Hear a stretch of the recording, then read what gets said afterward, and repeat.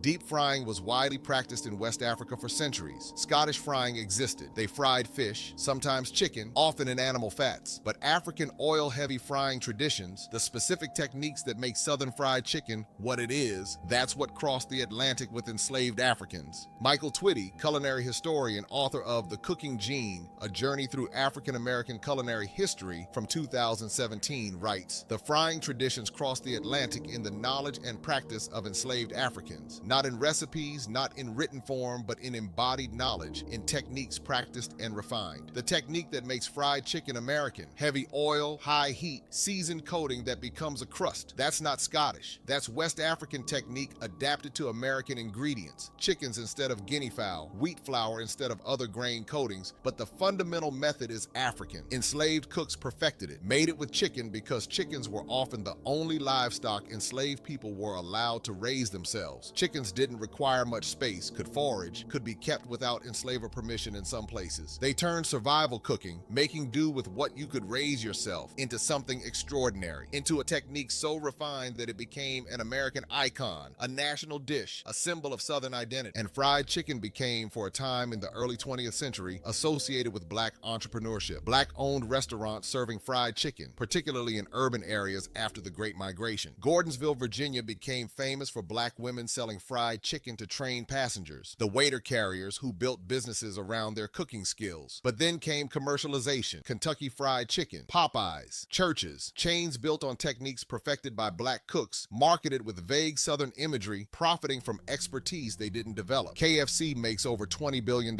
annually, Popeyes over $4 billion. The descendants of the people who perfected the technique, often working minimum wage in those same chains, cooking food their ancestors invented, uncredited,